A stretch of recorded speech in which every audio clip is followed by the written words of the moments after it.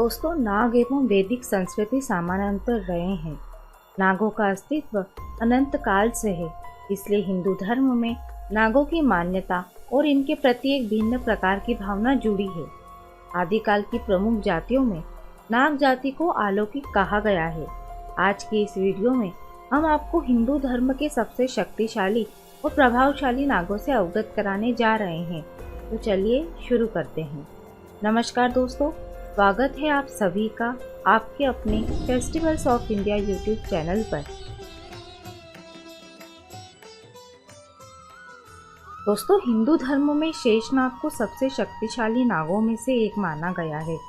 शेषनाग, जिसे नागों का राजा कहा जाता है, शेषनाग को अनेक स्थानों पर पुरुष रूप में भी चित्रित किया जाता है। वो अपनी इच्छानुसार पुरुष और नाग का रूप धारण करने की क्षमता रखते थे।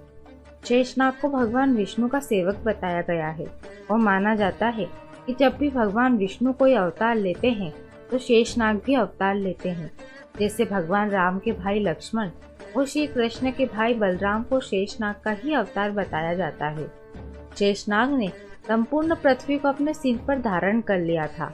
एक सिद्धांत के अनुसार इनका मूल स्थान कश्मीर था, जहाँ अनंतनाग नामक स्थान को इनका गढ़ कहा जाता है।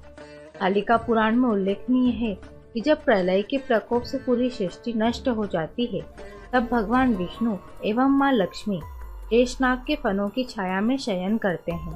शेषनाग ने ब्रह्मा जी की तपस्या की और ये वरदान मांगा कि उनकी बुद्धि सदैव धार्मिक कार्यों में लगी रहे। ब्रह्मा जी ने तपस्या से प्रसन्न होकर उन्हें वरदान दिया कि उनकी बुद्धि सदैव धार्मिक कार्यों में लगी रहेगी, और साथ ही ब्रह्मा ने शेषनाग को पृथ्वी को अपने फन पर धारण करने का आदेश दिया।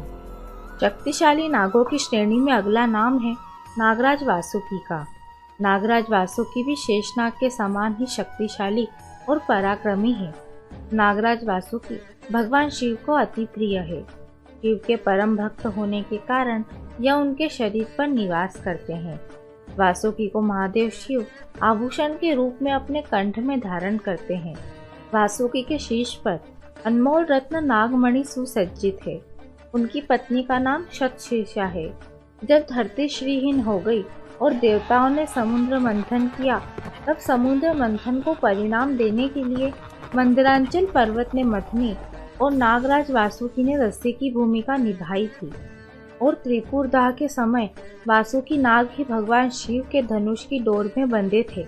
नागराज वासुकी की एक बहन भी बताई गई है, जिनका नाम देवी मनसा है। कुछ मान्यताओं के अनुसार देवी मनसा को भगवान शिव की पुत्री भी बताया गया है। आपको बता दें कि मनसा को नागों की देवी कहा जाता है। उत्तराखंड के प्रसिद्ध मनसा देवी मंदिर में वासुकी नाग की बहन मनसा की ही पूजा की जाती है। हिंदू धर्म के प्रमुख नागों में तक्षक का नाम भी सम्मिलित है।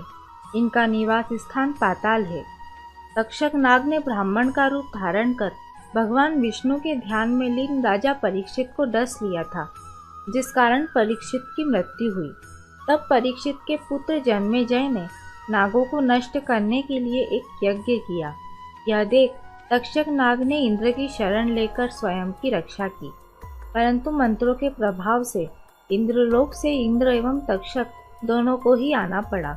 तब गुरु बृहस्पति के समझाने पर जन्मेजय ने इस यज्ञ को समाप्त किया। कर्कोटक नाग, इन्हें भी शक्तिशाली नागों में से एक माना जाता है। कर्कोटक शिव के गणों में से एक है। कहा जाता है कि नारद मुनि के श्राप के कारण कर्कोटक अग्नि से घिर गया था। तब उसकी रक्षा राजा नल ने की, परंतु कर्कोटक ने राजा नल को ही डस लिया, जिससे नल का शरीर काला पड़ गया। राजा नल को कर्कोटक ने एक श्राप के कारण काटा था, जिसके बाद राजा नल को वरदान देकर कर्कोटक ध्यान में लीन हो गए। शिव की आराधना के कारण कर्कोटक की जन्मेजय द्वारा कराए गए नाग यज्ञ से रक्षा हुई, जिसके बाद उन्होंने शिव जी की तपस्या की। शिव जी ने तपस्या से प्रसन्न होकर कहा कि जो नाग धर्म का आचरण करेंगे उनका विनाश असंभव है। इसके पश्चात कर्कोटक उस शिवलिंग में समा गए। तब से यह लिंग कर्कोटेश्वर के नाम से प्रसिद्ध है। ऐसी मान्यता है कि जो लोग चतुर्दशी, पंचमी और रविवार को इस शिवलिंग की आराधना करते हैं, उन्हें सर्प कभी हानि नहीं पहुंचाते हैं। और इसी के साथ हमारी ये जानकारी भी यहीं समाप्त होती है। आशा करते हैं आपको ये ज़रूर अच्छी लगी होगी। ऐसे और भी वीडियो देखने के लिए अभी सब्सक्राइब करें festivals of India YouTube channel को। साथ ही साथ इस वीडियो को ज़्यादा से ज़्यादा लोगों के साथ शेयर करें और अब से आप हमें फेसबुक पर फॉलो करना ना भूलें, ताकि चारों ओर धर्म रूपी प्रकाश फैल सके। आप सभी मित्रों का बहुत बहुत धन्यवाद।